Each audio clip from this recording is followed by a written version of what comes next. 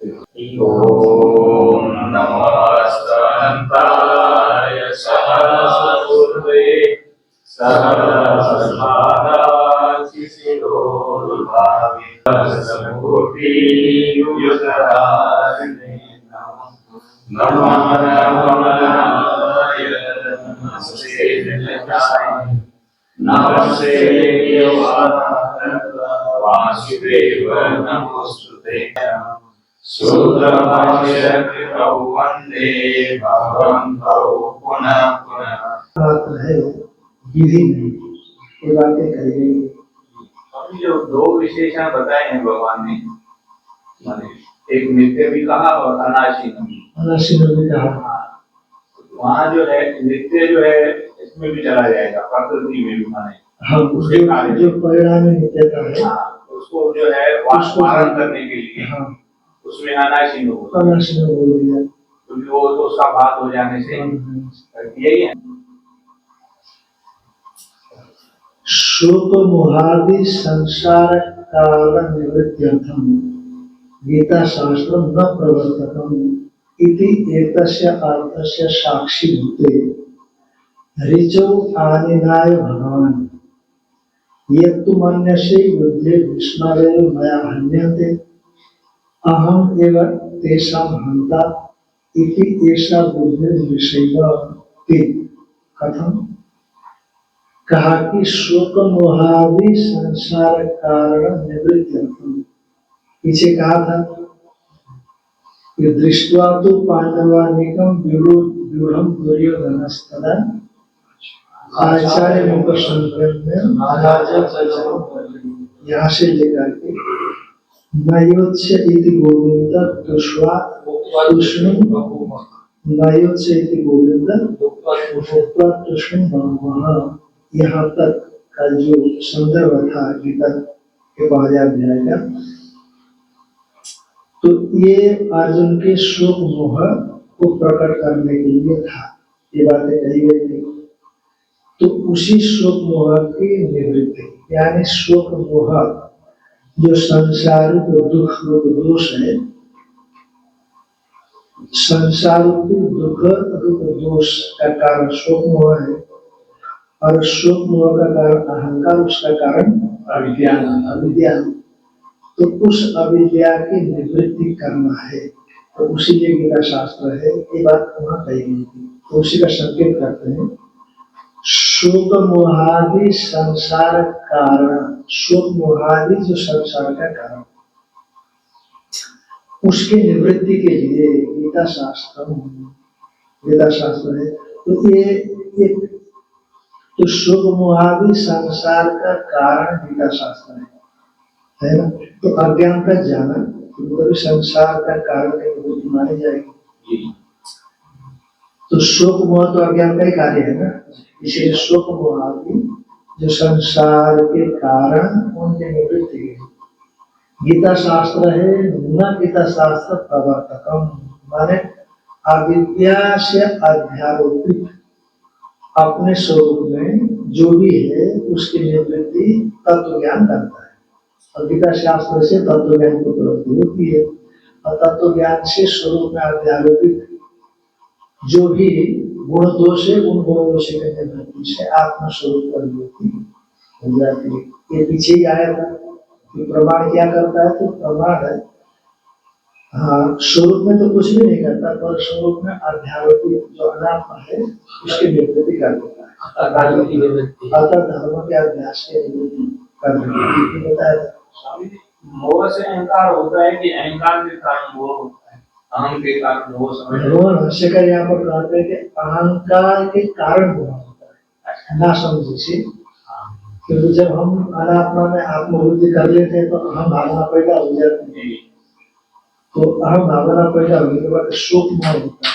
इसीलिए शुरू में कहा था शोक मोह इस संसार को दुख का कारण है, और उसका कारण है अहंकार, और अहंकार का कारण है अज्ञान। उस अज्ञान की निवृत्ति करने के लिए भगवान का गीता शास्त्र को उपदेश देते हैं। तो पहले अहम की प्रतीति होगी, अनात्मा में आत्मबुद्धि होगी, ये अहम की प्रतीति है, कहीं पर ऐसा भी आता है जैसे गोस्वामी लिखते हैं मोह सकल व्याधि निकल दूंगा। मोह का मुझे लगता है अज्ञान ही मात्र। हाँ अज्ञान। मोह का अज्ञान। हाँ ठीक। तो शोक मोहादि संसार कारण निवृत्त्यर्थम गीता शास्त्र न प्रवर्तकम, इसीलिए युद्धादियों में प्रवर्तक हो नहीं। इति एतस्य अर्थस्य साक्षी, इस अर्थ का साक्षी, इस अर्थ को प्रमाणित करने वाले दो ऋचाओं को, ऋचा माने मंत्र, दो ऋचाओं, साक्षी होते ऋचौ, तो साक्षी बुद्ध दो ऋचाओं को आनि नाय भगवान, माने ये ऋचाएं जो है ना कठोपनिषद में जाकर, कठोपनिषद के ऋचाएं हैं, उनको भगवान यहाँ पर कई शब्द तक कई अर्थ तक विभेद करते हैं। प्रवर्तन माने लगाने के लिए, प्रवर्तन में क्रिया का प्रतिपादन करने के लिए नहीं है, उसके लिए नहीं, शोक मोह निवृत्ति, शोक मोह निवृत्ति के लिए। तो वो कैसा माने प्रवर्तक कैसे होता है तो अभी बताएंगे यहाँ। प्रवर्तक माने कर्तृत्व, कर्तापन के प्रतिपादन करने के लिए नहीं, अब तो सबका निषेध करने के लिए गीता, क्योंकि हम तो स्वाभाविक ही प्रवृत्त हो रहे हैं ना, मैं करता हूँ, मैं भोगता हूँ, मैं गंता हूँ, मैं कमाता हूँ, ये स्वभावतः ही प्राप्त है। जो स्वभावतः प्राप्त है उसी को शास्त्र ही पठन करें तो ज्ञात ज्ञान को होने से अनुवाद हो जाएगा। तो इसीलिए उसकी निवृत्ति करने के लिए शास्त्र है। जैसे द्वैत का प्रतिपादन शास्त्र करे तो क्या शास्त्र को है, द्वैत तो लोक सिद्ध है, इसलिए जब उसका निषेध करके अद्वैत का प्रतिपादन करता है शास्त्र तो अज्ञात का, तो इसीलिए उसका शास्त्र तो माना जाता है, इसलिए प्रामाणिक का तो माना जाता है।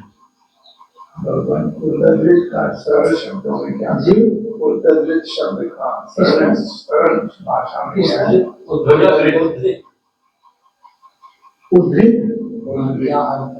उद्धृत कहाँ आया? हिंदी में लिखा है जो ऋचाओं को भगवान उद्धृत करते हैं। उद्धृत करते माने उसको उठाते हैं, हाँ उद्धृत करते हैं ना, उद्धृत माने धारण, उतना ऊपर की ओर धारण करते हैं ना, उठाते हैं उसको उपस्थापित करते हैं, सामने ले आते हैं,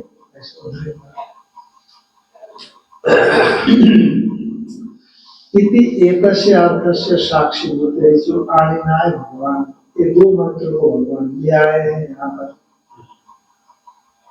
तो कौन कौन से मंत्र यही समझ लेना, ये जो है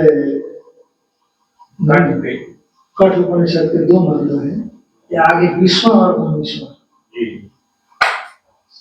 ये तो मन से युद्धे भीष्मादेव मया हन्यन्ते अहम एवं तेषां हन्ता इति, जो तुम मानते हो अर्जुन कि युद्ध में भीष्मादि मेरे द्वारा मारे जाएंगे, भीष्मादि मेरे द्वारा मारे जाएंगे, और भीष्मादि तो मारे जाएंगे, हनन क्रिया के कर्म बनेंगे वो, है ना, हम मारेंगे तो जिनको मारेंगे वो विषय हो जाता है, कर्म हो जाता है, और जो मारने वाला मैं हनन क्रिया का कर्ता बन जाऊंगा, ऐसे भी तुम मानते हो।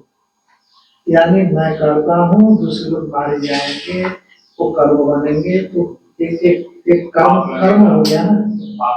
तो ये जो मानते हो ऐसा मानते हो कि तो मन से मेरे द्वारा मारे जाएंगे, अहम एवं तेषां मैं ही उनका क्या हूँ, मारने वाला हूँ। इति ऐसा बुद्धि वृषे वर्ते, ये बुद्धि तुम्हारी मिथ्या है। तो कोई किसी को मारता होता है ना, ये तुम्हारी बुद्धि मिथ्या है। प्रथम कैसे कैसे को लेकर के ये सब संभव है ना? हाँ संभव है। येनम व्यक्ति हंतारम यस्यैनं मन्यते हतम् उभौ तौ न विजानीतो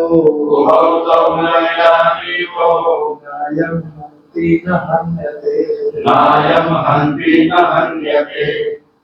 यह हमारे जो कोई भी व्यक्ति कोई भी हो, एनम आत्मानम हंतारम, इस आत्मा को मारने वाला समझता है।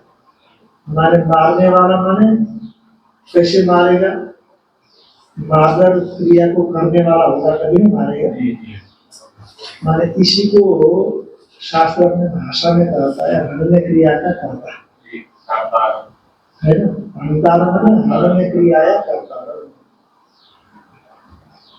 हंता हनन क्रिया के द्वारा जो मारा जाने वाला है उसको मारता है। तो इसीलिए हनन क्रिया का जो करता है मारने वाला आत्मा, आत्मा को ऐसा समझता है। और ये शैनम मान्यते हतम, और जो ऐसा मानता है कि ये आत्मा मारा जाता है, एनम आत्मानम हतम मान्यते, और इस आत्मा को मारा गया ऐसा मानता है। आमतौर पर यही तो समझते हैं, तो उसने उसको मार दिया, आत्मा शरीर सब मार दिया, ऐसे समझते हैं आमतौर पर लोग। कहा कि जो हनन क्रिया का करता है मैंने उसको मारा ऐसे समझता है, और जो मारा गया फलाना मारा गया और मैंने उसको मार दिया। माने ये जो मारना और मारा जाना एक हम धातु को उदाहरण के रूप में लिया। जितनी भी क्रिया है चाहे कम धातु हो, हम धातु हो, अन्य कोई सातत्य गमन इत्यादि धातु हो, कोई भी धातु उपलक्षण है। माने न आत्मा करता है न आत्मा कर्म है, तो उसके द्वारा आत्मा ने संपूर्ण क्रिया कार्य इत्यादि का प्रतिषेध कर दिया गया। ऐसा ये बताएंगे बहुत भाषा आगे जाकर के। तो उभव दोनों विजानी, तो जो आत्मा को मारा जाने वाला समझता है और आत्मा को मारने वाला समझता है, मारा जाने वाला समझता है, दोनों विजानी, तो उसको वो दोनों ही आत्मा के तत्व के विषय में नहीं जानते। क्यों? नायमहंति अयम आत्मा, ये आत्मा न किसी को मारता है न किसी के द्वारा मारा जाता है। नायमहंति न हन्यते, आत्मा का ऐसा स्वरूप। पर यदि कोई ऐसा मानता है तो उपाधि से विशिष्ट करके वो मानता है। उपाधि से मानता है अंतिम बार। हाँ, न तो ये न नायमहंति में इसको मारता है न मारा जाता है। अंत्रिया धातु है ना, अंत्य क्रिया है, करने आते हैं, करवा आते हैं। नायमहंति न ये क्रिया करता है न हन्यते माने क्रिया का कर्म। अगर जो मारा जाए वो भी ऐसा नहीं होता, न हनन क्रिया का विषय बन जाता है न हनन क्रिया का कर्ता। जैसे हम कहीं जाते हैं तो हम गमन करते हैं, कहीं जाते हैं तो हम जहाँ जाते हैं वहाँ गमन क्रिया का कर्म होता है। जैसे उल्लासनगर जाएंगे यहाँ से तो हमारे गमन क्रिया का कर्म उल्लासनगर होता है, और गमन क्रिया का कर्ता हम होते हैं, हम जा रहे हैं ना। उसी तरह से जो हनन क्रिया करने वाला कर्ता हम हो जाते हैं, और जिस पर हमारे हनन क्रिया होती है वो क्या होता है? कर्म होता है, विषय होता है। तो इसलिए न तो ये किसी को मारता है न किसी के द्वारा मारा जाता है।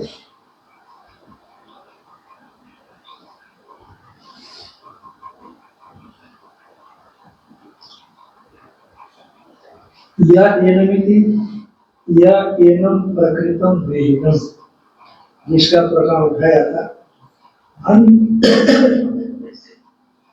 अंतवंत इंद्रिया नित्य शुद्ध देहिनोस्मि यथा देहे इत्यादि पीछे आया। अंतवंत इंद्रिया नित्य शुद्ध शरीर, शरीर में देही, ऐसा भाष्यकार ने अर्थ किया था।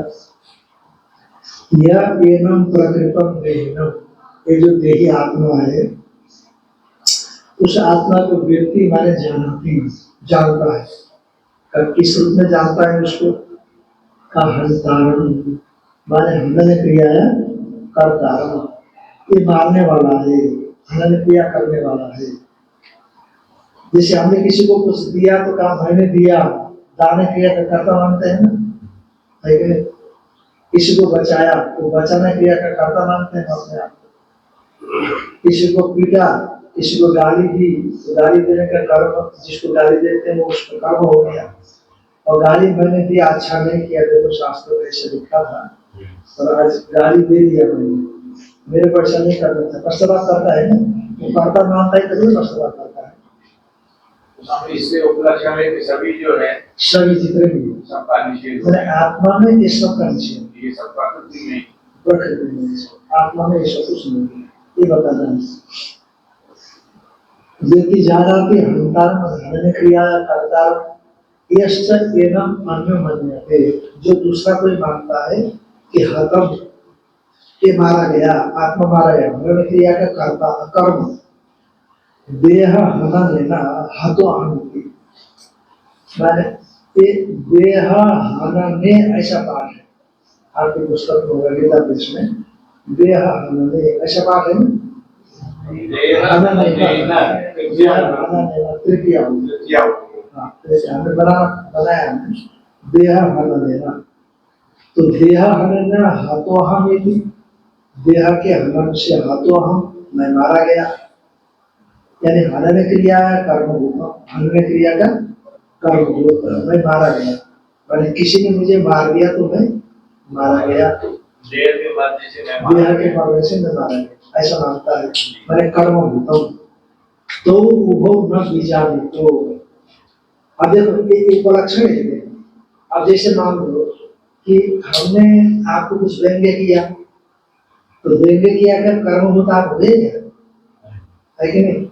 और वो व्यंग्य करने वाला कर्ता बना क्या, आत्मा नहीं बना ना, मुख्य तो भाई मुख्य तो आत्मा ही है। मैंने आपको कुछ समझाया, तो क्यों आत्मा में समझाता है ना, समझता है, आत्मा को मैं समझाना नहीं समझना है, तो विशिष्ट में ही समझाना भी होता है, विशिष्ट में ही समझना भी होता है। शब्द में दोनों तरफ है, हाँ कुछ भी नहीं, भी नहीं, हाँ कुछ भी नहीं, विशेष में भी होगा, विशिष्ट में।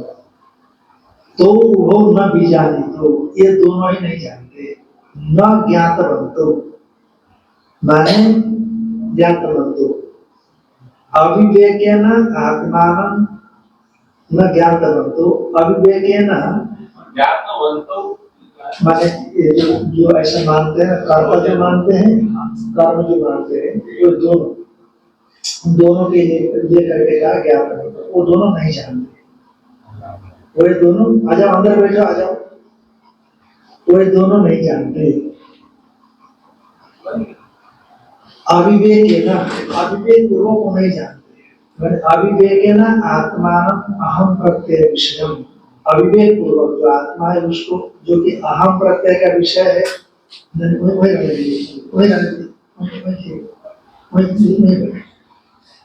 तो अविवेक है ना, तो अविवेक पूर्वक आत्मा को जो कि अहम प्रत्यय का विषय है, मिला जुला है वो, अहम प्रत्यय का विषय तो है ना, कल भी आया था, नायम एकांते ना विषय अस्मत् प्रत्यय विषय हुआ, जानते हैं, हाँ सभी लोग जानते हैं कि मैं हूँ और विशिष्ट हूँ, ये जानते हैं, शुद्ध को नहीं जानते। तो अहम प्रत्यय विषय आत्मा ना अविवेक है ना, अविवेक पूर्वक क्या समझता है कि हंता अहम, मैं मारने वाला हूँ, हाथों अस्मि अहम इति, मैं, हाँ मैं मारा गया हूँ, मैं मारने वाला हूँ किसी को, और कोई मेरे को मार रहा है, तो मैं मारा जाने वाला हूँ।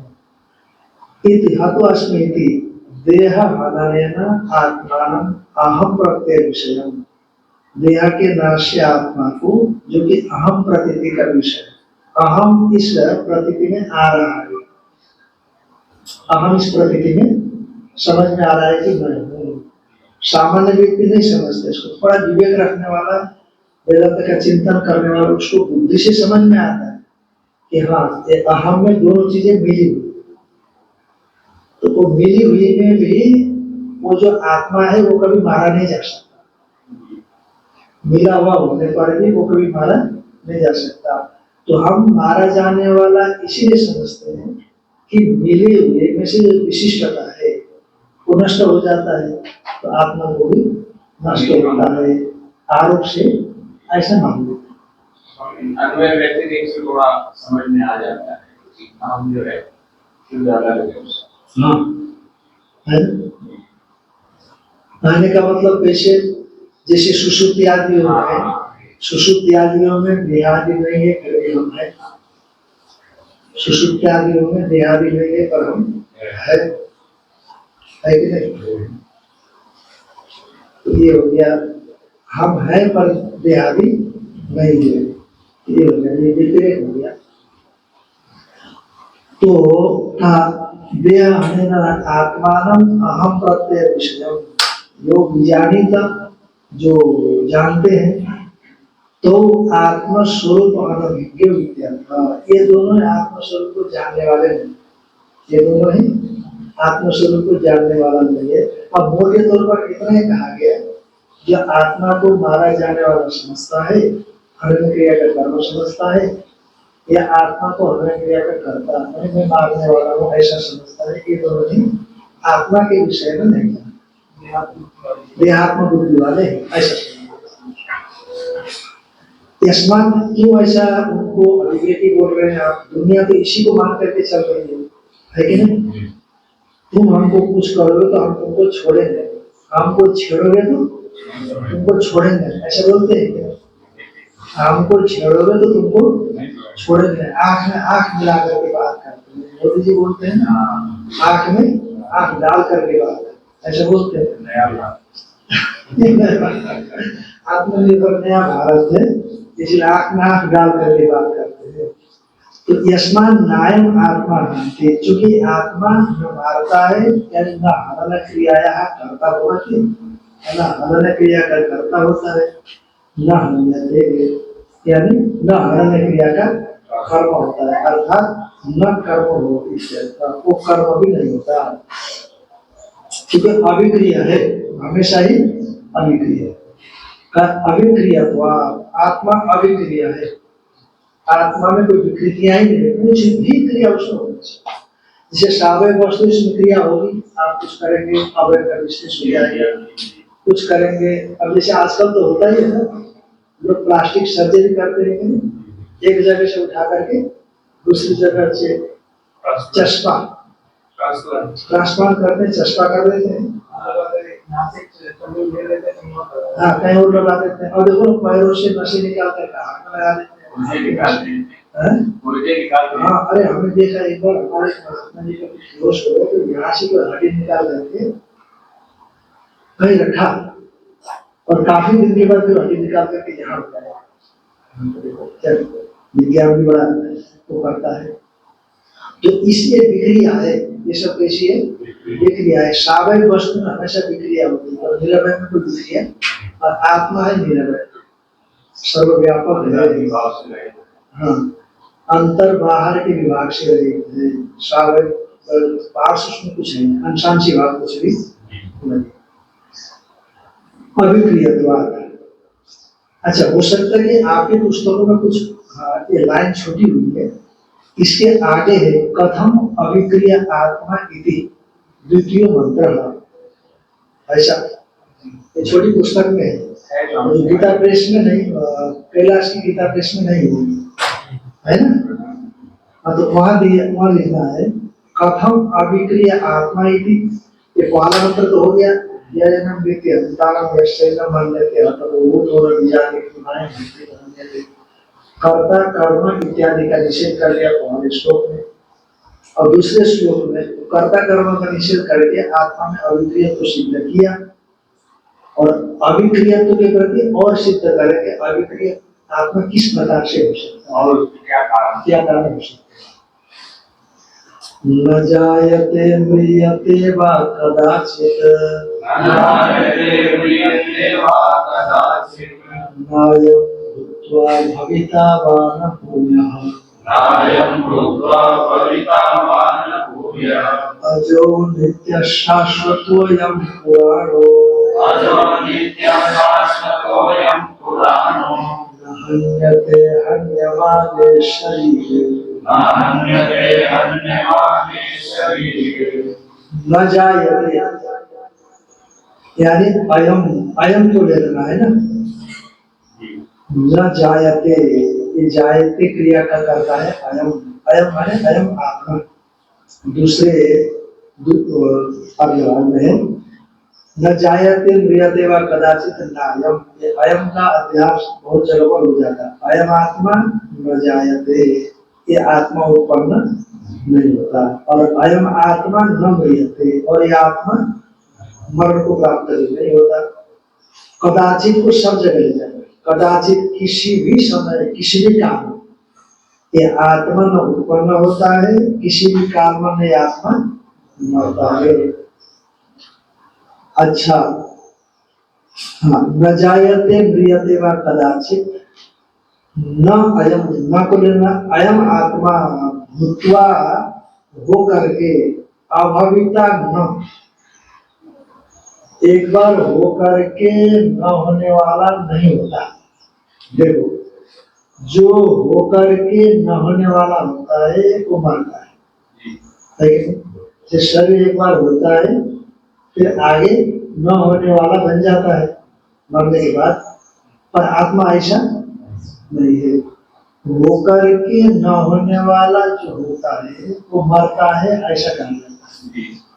पर ये आत्मा होकर के न होने वाला नहीं होता, अतएव ये मरता नहीं है।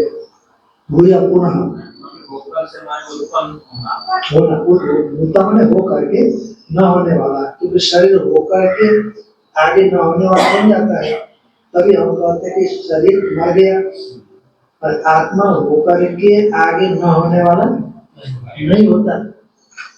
जो आगे न होने वाला होता है उसको मरता है, ऐसा कहा जाता है। पर आत्मा होकर के आगे न होने वाला नहीं होता, अतएव आत्मा मरने वाला भी नहीं होता। ऐसा तो नहीं करना कि आत्मा होता ही नहीं, होकर के होने वाला नहीं होता। इसमें दो अर्थ करते हैं, अभी भाष्य में देखते हैं, इसमें दो प्रकार के अर्थ करेंगे। और ये जो भूत्वा है ना, भूत्वा, और दूसरा एक तो ये अर्थ हो गया। दूसरा जो नायन में जो न पढ़ा है, न को भूत्वा के साथ जुड़ना, न भूत्वा मैंने अभूत्वा है, न हो करके आपने अभविता अर्थ निकाला था पहले, भूत्वा और खंडकार कर दिया भविता के साथ, तो अभविता आ गया। तो पहले भूत्वा जैसा है वैसे लेकर के अभविता निकाला, तो अर्थ निकला हो करके न होने वाला न। जो हो करके न होने वाला होता है वो मरता है, कहा जाता है। जो शरीर हो करके फिर आगे न होने वाला होता है, तो इसलिए शरीर को मरता है, ऐसा कहा जाता है। और आत्मा हो करके आगे न होने वाला नहीं होता, अतएव आत्मा नहीं मरता। ठीक है, ये हो गया। अच्छा, तो आपने सिर्फ इतना ही बदला कि भूत्वा में खंडाकार करके अभविता निकाला तभी आता है। तो अब को खंडाकार पे छोड़ देंगे, तो पहले जो न है न को भूत्वा के साथ जोड़ देंगे और भविता जीव का क्यों रहेगा। तो न भूत्वा माने अभूत्वा माने न हो करके, पहले कोई न हो करके जो होता है तो उसको पैदा होता है करके, पहले शरीर नहीं है, अब भविता माने होता है, तब उसको पैदा होता है, ऐसा कहा जाता है। और अभूत्वा माने पहले से न हो करके जो हो उसको जायते ऐसा कहा जाता है, पैदा होता है। पर आत्मा पहले से न हो करके होने वाला नहीं है, अतएव जायते ऐसा भी नहीं कहा जाता। जो पहले होकर के न होने वाला होता है वो मरता है, जैसे शरीर पहले नहीं था हुआ तब उसको मरता है कहा जाता है। पर आत्मा पहले होकर के न होने वाला नहीं होता, अतएव आत्मा नहीं मरता। और जो पहले न होकर के होता है वो पैदा होता है, ऐसा कहा जाता है। जैसे शरीर पहले नहीं था अब हुआ इसलिए पैदा हुआ, ऐसा कहा जाता है। और यदि ऐसा आत्मा भी होता कि पहले न होकर के होने वाला तब पैदा होता है, ऐसा कहा जाता है। पर ये पहले न होकर के होने वाला है ही नहीं, अतः वो पैदा होने वाला भी बड़ा ना घूम रहा है कि नहीं, उसको ध्यान देना तो हो जाएगा। भाष्य में आएगा और एक बार आएगा, तो इसीलिए न भविता अजो नित्य शाश्वतोयम पुराणो न जायते। सर्वभाव विकार है ना, जो शरीर इत्यादि में उत्पन्न होने वाली वस्तुओं में 6 भाव विकार होते हैं। जायते, अस्ति, वर्धते, विपरिणमते, अपक्षयते, विनश्यति। तो उसमें से न जायते न म्रियते, आदि और अंत भाव विकार का निषेध करना। जायते, अस्ति, वर्धते विपरिणमते पक्ष्यते विनश्यते। तो जायते और विनश्यते माने म्रियते, इसका निषेध कर दिया तो दो भाव विकार का निषेध कर दिया, तो बचे हुए चार भाव विकार है, तो उनके लिए निषेध कर रहे हैं। अजो न जायते माने अजी हो गया, अजो नित्य शाश्वत, शाश्वत बराबर बना रहता है, इसलिए अपक्षय का निषेध कर दिया। जो क्षय होता है, बुढ़ापे में क्षय होता है ना, शरीर की बुरा होता है तो झुर्रियां पड़ने लग जाती है, थोड़ा कमजोर हो जाता है, तो इसलिए अपक्षय को प्राप्त कर रहा है। और अज है, उत्पन्न होने वाला नहीं है, नित्य है, हमेशा बना रहने वाला है, और शाश्वत माने अपक्षय से रहित है। अयम माने आत्मा, पुराण पुरापि न बढ़ेगा, यानी कहने का मतलब वृद्धि का निषेध कर दिया। पुराणक से मतलब पुरापि न बढ़ेगा, तो ये जो वृद्धि विपरिणाम जो है ना, वृद्धि हाँ बराबर बना रहता है। जे जायते अस्थि वर्धते है ना, वर्धते, तो पुराण शब्द से वर्धते का निषेध कर दिया, वो बढ़ना भी नहीं। न हन्यते, वो मारा भी नहीं जाता, मारे जाने वाले शरीरों के मारे जाने पर, हन्य मारे शरीर के मारे जाने पर भी न हन्यते आत्मा, आत्मा मारा नहीं जाता। तो हन्यते के द्वारा विपरिणाम का निषेध कर दिया। क्यों? क्योंकि न म्रियते के द्वारा मरण का निषेध है ही, यदि हन्य के द्वारा मरण का निषेध करते हैं तो मुक्ति हो जाएगी। तो इसलिए न हन्यते का क्या करते हैं, न विपरिणाम, आत्मा विपरिणाम को भी प्राप्त करते। धातु तो मारने अर्थ में विपरिणाम कैसे का हमारा धातु ना माने का धातु का अनेक अर्थ हो जाता है, तो इसलिए न अन्य प्रकार से न विपरिणाम होते, आत्मा विपरिणाम को भी। अब देखो जैसे माँ के पेट से आया ना, माँ के पेट से बाहर आया तो जायते, जाय है ना, जाय शरीर जायते कह दिया, तो अब हाँ बेटा हो गया, बेटा है, बेटी है, ऐसा बोलते हैं अस्थि, मैंने उत्पत्ति के अनंतर का अस्तित्व तो इसमें आ गया। फिर जायते अस्थि वर्धते, बढ़ने लगा, विपरिणामते बदलने लग गया, अपक्षीयते अब बुढ़ापे में आकर जैसे क्षय को प्राप्त करने लगा।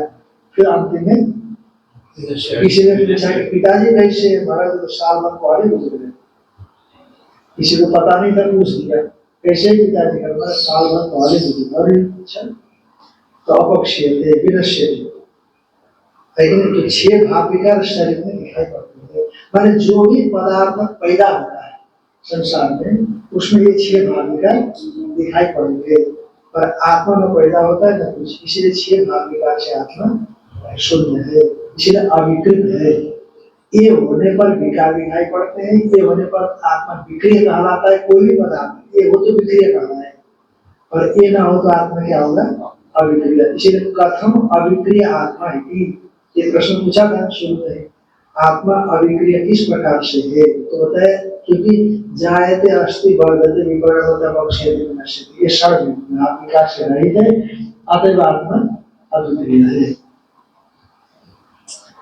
न जायते माने नोत्पद्यते, अर्थात जनि लक्षण वस्तु विक्रिया न आत्मनो विद्यते, उत्पत्ति लक्षण न जायते का अर्थ कर दिया नोत्पद्यते, और उसी का व्याख्यान करते हैं जनि लक्षण वस्तु विक्रिया, वस्तु में होने वाली जो विकार है, विकृतियां है, विकार है, परिणाम है, तो वह जनि लक्षण माने उत्पत्ति लक्षण न आत्मनो विद्यते, आत्मा में वो चीज नहीं होती है, कि नहीं? आत्मा में वो चीज ढूंढना पड़ेगा अपने भीतर में उसको, क्योंकि आत्मा को कोई बाहर जाकर के ढूंढा नहीं जा सकता है, तो अपने भीतर में ढूंढना है। और जितने को हम जानते हैं उस सब में विकृतियां दिखाई पड़ती है, उसमें या तो हमको प्रत्यक्ष रूप से विकृतियां दिखती है या शास्त्र से विकृतियां दिखती है, क्योंकि मन इत्यादि तो पैदा ही होते हैं ना, कभी न कभी तो पैदा होते हैं, पर शास्त्र ऐसा कह रहा है कि वो ऐसी चीज है हमारे अंदर में जिसमें कोई पैदाइशी पैदा नहीं है कभी भी किसी भी हालत में, कि वो कौन है। अब देखा वो भी पैदा होने वाला है उसको छोड़ दिया, वो भी पैदा होने वाला उसको छोड़ दिया, जो पैदा न होने वाला है वो पहुंचना पड़ेगा कि नहीं, ये पहुंचने के तरीका बता रहे हैं। न म्रियते वा शब्द चांद है, और चार ये समुच्चय के लिए कि न तो मरता है न पैदा होता है न मरता है। न म्रियते से इति अंत्या विनाश लक्षण विक्रिया प्रतिषिध्यते। अंतिम जो विनाश लक्षण विक्रिया, 6 प्रकार के भाव विकारों में से जो अंतिम भाव विकार कैसा है? भावों का विकार, वस्तु का विकार। भाव विकार का मतलब वस्तु में होने वाली विकृतियां। अच्छा, वस्तु हो रहा तो शरीर है, शरीर वस्तु है। तो इसलिए न म्रियते इति अंत्या विनाश लक्षण विक्रिया प्रतिषिध्यते, उसका निषेध यहाँ किया जाता है। तुम्हारा जो कदाचित शब्द आया, कदाचित शब्द किसके लिए दिया आपने? कदाचित शब्द सर्व विक्रिया प्रतिषेध ही संबद्धते।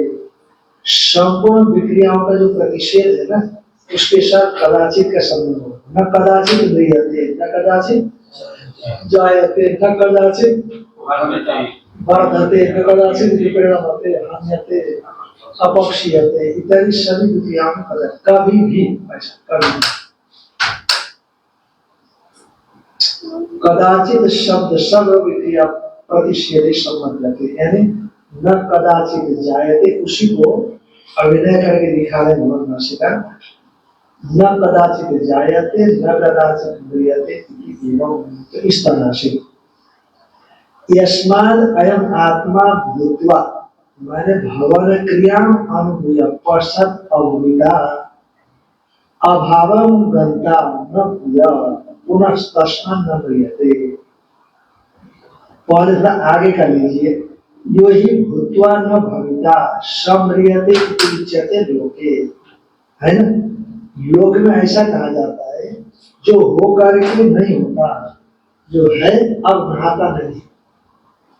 यो ही भूत्वा न भविता न स्थास्यति, जो एक बार हो करके नहीं रहता, उसको लोक में कहते हैं म्रियते, मरता है। पर ये ऐसा नहीं आता, इसीलिए ये मरता है।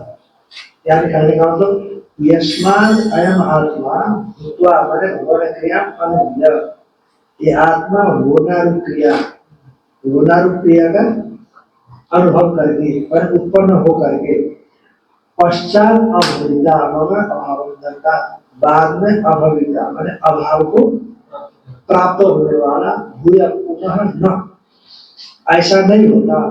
तस्मात् न म्रियते, क्योंकि जो होकर के न होने वाला होता है वो मरता है, जिस शरीर पर आत्मा हो करके माने उत्पत्ति विक्रिया का अनुभव करके फिर आगे जाकर के न होना, ये उसमें नहीं होता, न होना नहीं होता। इसीलिए उसको हम मरने वाला भी, तो उत्पन्न होकर के जो न होने वाला होता है शरीर, वो मरने वाला कहलाता है।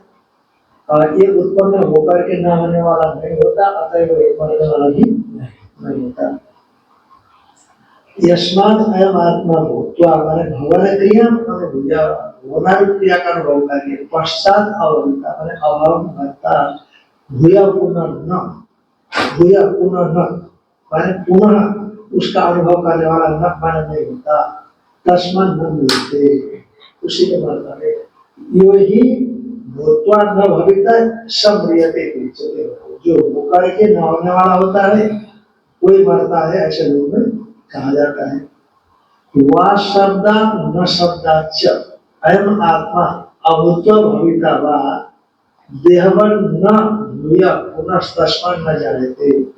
वो जो नायम भूत्वा भविता वा न भूय, ये वा और न शब्द है, तो उसके हिसाब से क्या अर्थ करना है ना? वा शब्दा न शब्दाच्च अयम आत्मा, माने ये आत्मा अभूत्वा, माने ये पहले नहीं था, ठीक है ना? अभूत्वा माने पहले न रहता हुआ, अभूत्वा, अयम आत्मा अभूत्वा भविता वा होने वाला, ठीक है ना? पहले नहीं था, अब बाद में हो गया। ऐसा देहवत न, जिसे देह पहले न होकर के होने वाला होता है, तो वैसा देह के संबंधी पहले न होकर के होने वाला नहीं होता, इसीलिए उत्पन्न होने वाला भी नहीं कहलाता।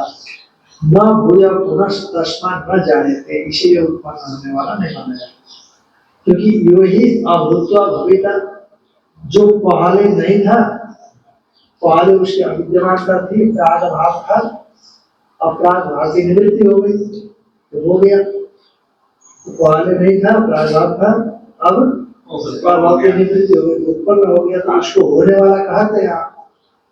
पर आत्मा का भी प्राभाव था ही नहीं, तो इसकी निवृत्ति होकर के होने वाला ऐसा कहा जाए, पैदा होने वाला है तो कहा जाए। वही अभूत्वा भविता, जो न होकर के होने वाला, सजायती उच्यते नैवम आत्मा का, आत्मा ऐसा नहीं। सीधी भाषा में देखो ना, घुमा घुमा करके कितना ही बोला जाए तो आत्मा न पैदा होता है न मरता है, मोदी बात है। न आपका पैदा होता है न आत्मा मरता है। पर पैदा होने वाला किसको कहा जाता है, मरने वाला किसको कहा जाता है, तो आपको विश्लेषण करना पड़ेगा इसका, व्यर्थ नहीं। पैदा होने वाला किसको कहा जाता है, जो पहले नहीं था अब हुआ तो उसको पैदा होने वाला कहा जाता है। शरीर पहले नहीं था अब हुआ पैदा होने वाला, तब उसको जायते पैदा होता है ऐसा कहा जाता है। आत्मा नहीं मरता तो पैदा नहीं होता है, क्यों? अब समस्या हो गई नहीं। आत्मा महाराज न पैदा होता है न मरता है, क्यों? क्यों पैदा होता है क्यों नहीं मरता है बताओ, है कि नहीं? अब बताना पड़ेगा ना, पैदा कैसे होता है और मरता कैसे। भाई जो पहले नहीं था अब हुआ उसको पैदा हुआ कहा जाता है, पर आत्मा पहले नहीं था अब हो रहा है ऐसा तो है नहीं, इसलिए आत्मा पैदा नहीं होता। जो पहले था और आगे नहीं रहेगा तो मरता है ऐसा कहा जाएगा, इसे शरीर।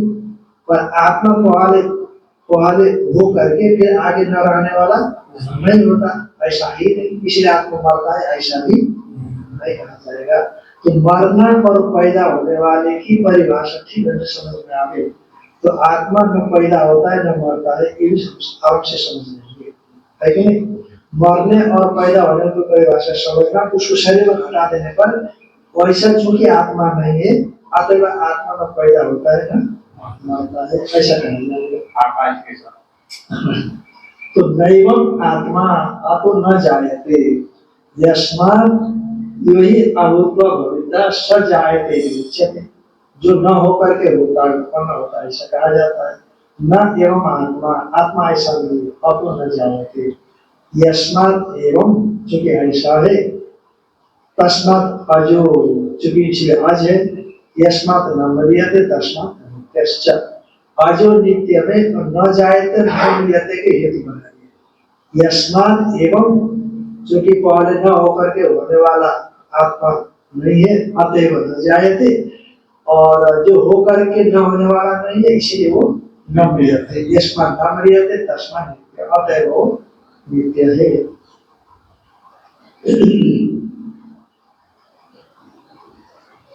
का भाई आत्मा न जायते न मरियते, ये दो भाव विकार का आत्मा में निषेध कर दिया, न आत्मा पैदा होता है न मरता है।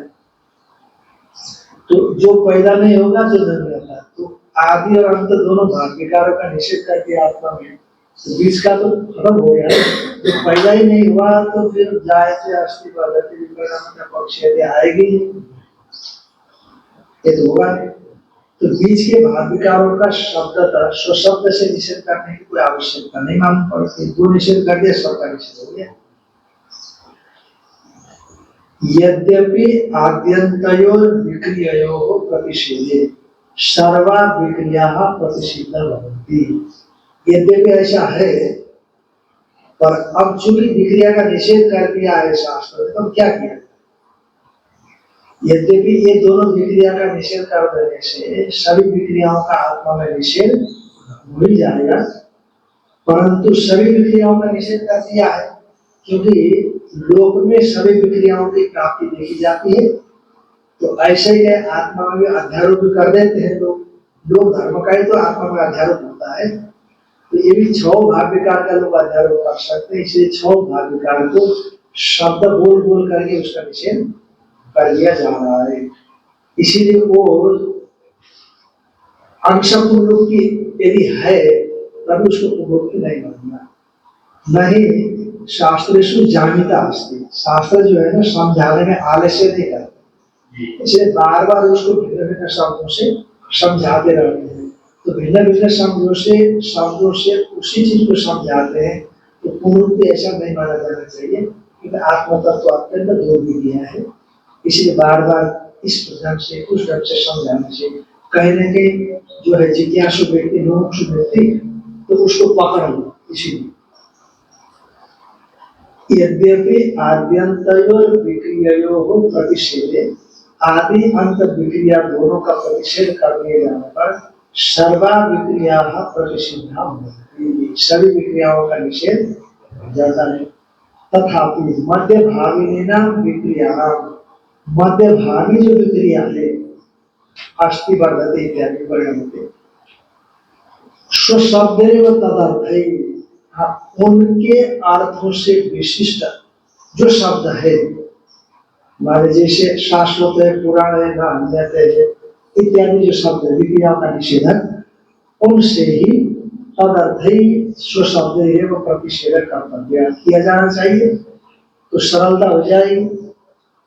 तो इसीलिए अनुक्ताना अपनी यौवनादि समस्त विक्रिया, यद्यपि यौवनादि समस्त विक्रिया नहीं बताई गई है, फिर भी प्रतिषेध हो, उन सब का निषेध किया जा रहा है। यथाशा इत्यतः शाश्वत इत्यादि, जिस प्रकार से निषेध हो कोई प्रकार का होना चाहिए, इसलिए शाश्वत इत्यादि न अजो नित्या, ये तो हेतु में दिया था, ये तो हेतु में भाग में दिया था, क्योंकि यस्मात् होकर के न होकर के होने वाला नहीं है, अतएव ये न होकर के होने वाला होता है तो अज होता है ना, नहीं ज होता है, न होकर के होने वाला ज होता है, तो आत्मा तो न होकर के होने वाला है ही नहीं, इसीलिए अज है कि नहीं।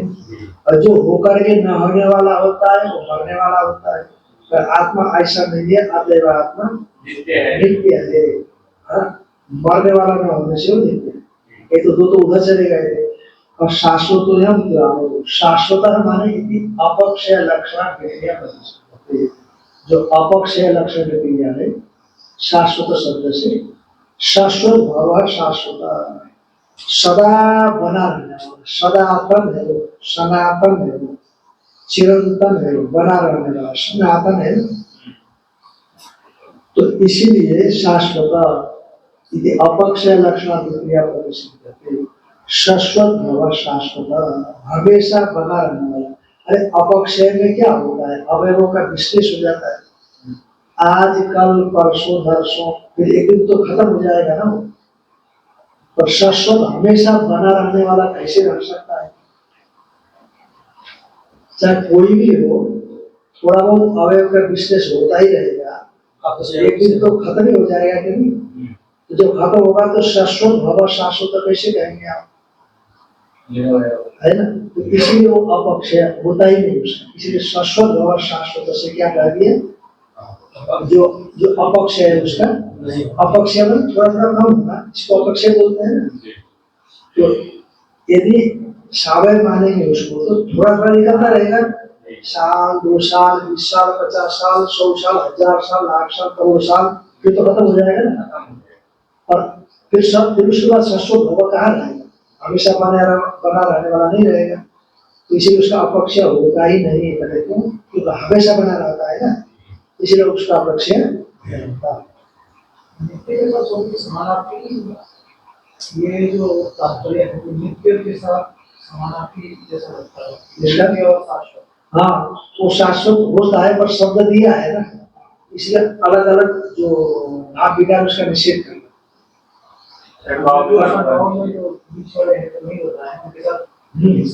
सामने से बना ये बनाना है, और जैसे मान लो मैं न म्रियते ऐसा शब्द नहीं आया होता, तो अन्यते से न अन्यते से न म्रियते ये शब्द देते ना, अभी भगवान भाष्यकार बताएंगे, न म्रियते से आत्मा में मरण का निषेध कर दिया, तो न अन्यते मैंने हाथी मैंने मारना, तो वहां पर न अन्यते के द्वारा नहीं मारा जाता, निषेध कर ही रहे हैं ना। और चूंकि वह न म्रियते से मरण का निषेध कर दिया, तो न अन्यते से विपरिणाम का निषेध करना, अभी परिणाम भी तो मार्ग खत्म होना होता है, धीरे धीरे क्षय होता है। धीरे धीरे क्षय को प्राप्त करता है। इसी में शब्द है तो उस प्रकार से एक एक महाविकार का निषेध कर दिया ऐसा। नापक्षीयते माने दो तरह से क्षय होता है, एक तो स्वरूप से क्षय होता है और एक तो उसमें गुण गुण इत्यादि के क्षय से क्षय होता है। तो ये दोनों प्रकार के क्षय इसमें नहीं होता। नापक्षीयते माने स्वरूपेण क्षय नहीं होता क्योंकि अब स्वरूपेण क्षय तो अवयवों का विशेष से होता है, अवयव का विशेष तो होना ही नहीं, और गुण के क्षय से उसका क्षय होता है। अरे बहुत अच्छा हमारा देखा था बिगड़ गया, और होना ना होने के बराबर बोलते हैं दूध का दही, हाँ दूध का दही ऐसा कुछ बोलते हैं। तो वो गुण खत्म हो गया उसको, अब पहले जैसे तो गुण के क्षय से भी व्यक्ति को क्षय मानते, पर ऐसा वो आत्मा में नहीं, तो निर्गुण है, बड़े मजेदार है वो। न तो कुछ भी करता रहे तो कुछ नहीं होने वाला, और कुछ भी नहीं करता रहेगा करेगा क्या, क्रियाकारक गुणों का निषेध है उसमें। तो नापि गुण क्षय अपक्षय, गुण के क्षय से उसका अपक्षय नहीं होता। अपक्षय विपरीता की वृद्धि लक्षण, क्योंकि अपक्षय में नाश होना, वृद्धि मैंने बढ़ना, अपक्षय का मतलब नाश होना धीरे धीरे क्रमशः, और उसके विपरीत वृद्धि लक्षण विक्रिया, उसको भी विक्रिया प्रतिषिध जाती है, विक्रिया का प्रतिषेध किया जाता है। पुराण इस शब्द के द्वारा, पूरा भी नवे बहुत पुराना होने पर नया ही है ना, तो जैसा है वैसा ही है, पूरा भी जैसा ही नहीं, जैसा है वैसा ही है, न बढ़ना है न घटना है, पूरा भी नव है। तो आप उसको कभी हाँ तो उसमें आप पहुंचे तो आप कभी भी उसको बासी पुराना बेकार ऐसा नहीं बोल सकते। हाँ ऐसा कुछ नहीं बोल सकते, अरे मैं थोड़ा खराब हो गया, थोड़ा पुराना हो गया, हटाओ, है ना, जरा इसमें गंदगी आ रही है, ठीक नहीं है, सोने का, अच्छा हटाओ, ऐसा कुछ नहीं। पूरा भी नवाई, जब कोई परफ्यूम आपको नया मिला तो सुनने में पहले मजा आया, और फिर बाद में सुनते रहेंगे तो बता रोज का मामला है, पर उसका ऐसा नहीं, कल जैसे सुना था जैसे लगा आज भी सुनोगे तो ऐसे है, कल जैसा अनुभव किया था आपने आज अनुभव करेंगे वैसे, तो हमेशा एक ही तरह का बना। तो पार्वती जी के लिए कहते हैं ना, क्या बोलते हैं, नित्य नवयौवना, ऐसा नित्य नवयौवना ऐसा बोलते हैं, नित्य नवयौवना, वो शरीर में कोई क्रांति विकृति बुढ़ापा ऐसा कुछ, नित्य नवयौवना ऐसा कहा था।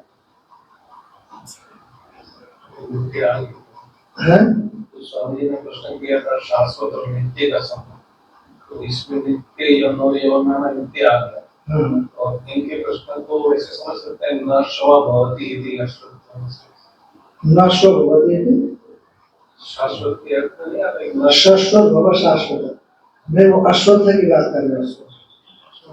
स्व अपि तिष्ठति नवात् यत्र संशय भवति शाश्वत, कल तक भी रहे कि न रहे ऐसे जब संशय होता है तो शाश्वत। हाँ परंतु शाश्वत का मतलब शाश्वत भव, हमेशा बना रहे, शाश्वत माने सदातन बना, उसको शाश्वत। तो अपक्षय विपरीता भी वृद्धि लक्षण विक्रिया प्रतिषेध पुराण, क्यों ही अवयव आगमेन अपक्षीयते सवर्धते अभिनव इति, जो अवयव के आगमन से उपक्षीयते माने बढ़ता है, तो यानी कि वर्धते वृद्धि किसको बोलते हैं, उसको कहना है कि जो ही अवयव आगमेन उपक्षीयते, जो अवयवों के आगमन से बढ़ता है, सवर्धते वो बढ़ता है, बढ़ा है, और अभिनव तो नया है ऐसा कहा जाता है। तो अभिनव मान नया है, अयम तो आत्मा निरवयवत्वान् पूरा भी नवयव, ये आत्मा तो कैसा है, निरवय है, इसलिए पुराना होने पर भी, प्राचीन होने पर भी एक ऐसा है नवय, तो अभिनव नहीं है, संपादित नहीं हुआ, पूरा भी नवय, पुराण न वर्धते तथा न हन्यते न विपरिणम्यते, यानी अन्य माने विपरिणाम्य माने कि शरीर के विपरिणामित होने पर भी आत्मा विपरिणाम को प्राप्त नहीं होता। आगे देखो टीका की पहली पंक्ति है, न हिंसार्थो हन्ति श्रूयते तत्कथम विपरिणामो निषिध्यते। कि हिंसा में हन धातु हिंसा में सुनी गई, हन धातु हिंसा में मारने आते तो सुनी गई, तो उसका अर्थ विपरिणाम का निषेध कैसे करें? विपरिणाम क्यों बता रहे हैं? निषेध तो ना के द्वारा आएगा, ना अन्यते के द्वारा आएगा, और अन्यते का अर्थ हिंसा है ना, मारना है। आप उसको क्या अर्थ ले रहे हैं? विपरिणाम। तो निषिध्यते का अर्थ विपरिणाम का निषेध, ऐसा नहीं ना अन्यते में ना है ना, वहां विपरिणाम का निषेध अन्यते से धातु से नहीं किया जाता, और धातु से केवल विपरिणाम किया जाता है। और उसके साथ ना जोड़ दिया तो ना अन्यते, माने विपरिणाम का निषेध कैसे कर रहे हो? हिंसा तक धातु से। कहा कि हन्ति अत्र विपरिणामार्थो द्रष्टव्यो अपुनरुक्तकाये, यानी न म्रियते के साथ पुनरुक्ति न हो, इसलिए हन धातु यहाँ पर क्या समझना? विपरिणाम नहीं है। बड़े मजेदार बात है। तो शरीर को लेकर के कहा जाता है ना, शरीर के उत्पन्न होने से आत्मा उत्पन्न नहीं होता, शरीर के मरण से आत्मा मरता नहीं है कि नहीं? शरीर के अपक्षय होने से आत्मा का अपक्षय नहीं होता, शरीर के बढ़ने से आत्मा का बढ़ना नहीं होता, शरीर के विपरिणामित होने से आत्मा का विपरिणाम नहीं होता। तो इसका मतलब है शरीर में ऐसे छह भाव विकार आ रहे पर आत्मा में नहीं आता, तो इसी के भीतर में वो चीज पड़ा है कि नहीं?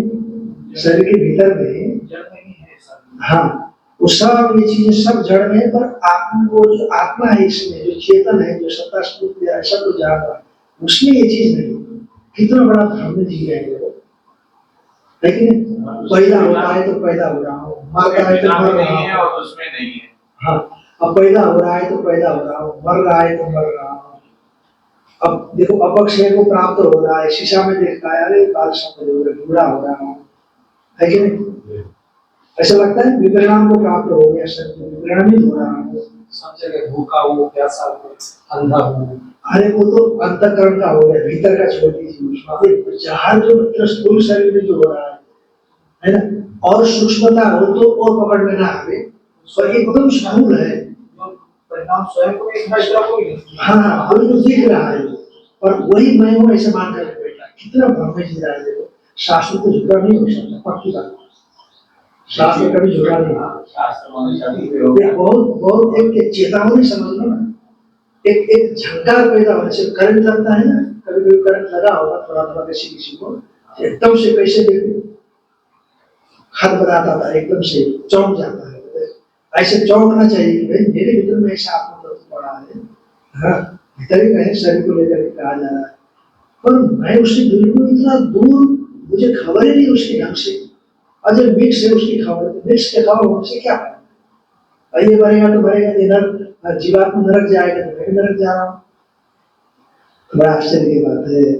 तो अस्मिन् मंत्रे षड्भाव विकार लौकिक वस्तु विक्रिया, इस मंत्र में 6 प्रकार के भाव विकार जो लौकिक वस्तु की विक्रिया, लौकिक वस्तु में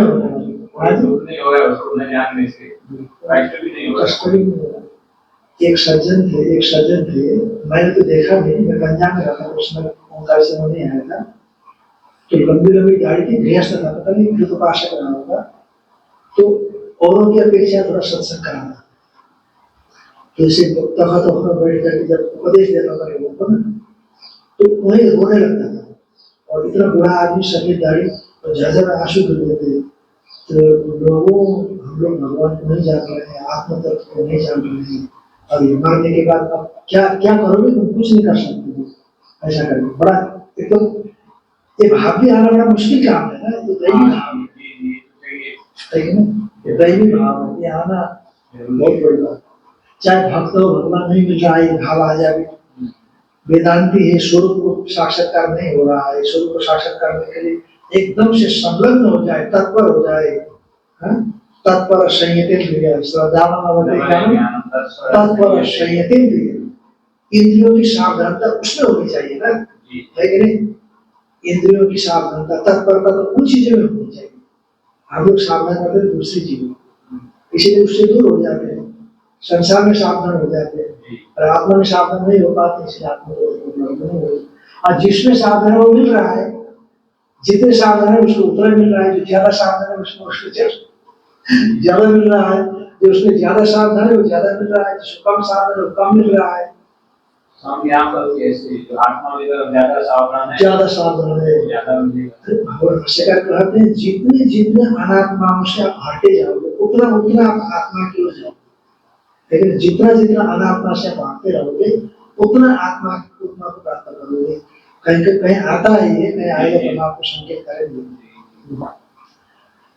तो अस्मिन् मंत्रे सर्वभाव विकारा लौकिक वस्तु विक्रिया आत्मा विपरीत सर्व प्रकार विक्रिया रहित आत्मा की व्याख्या, संपूर्ण प्रकार की विक्रियाओं से रहित आत्मा की व्याख्या यस्मादिवं तस्मात् भोक्तौ न विजानीत इति पूर्वेण मंत्रेण से संबंध। चूंकि आत्मा ऐसा अविक्रिया है, इसलिए जो आत्मा को विक्रिया मानते हैं, कर्ता मानते हैं, कर्म मानते हैं, वो दो नहीं।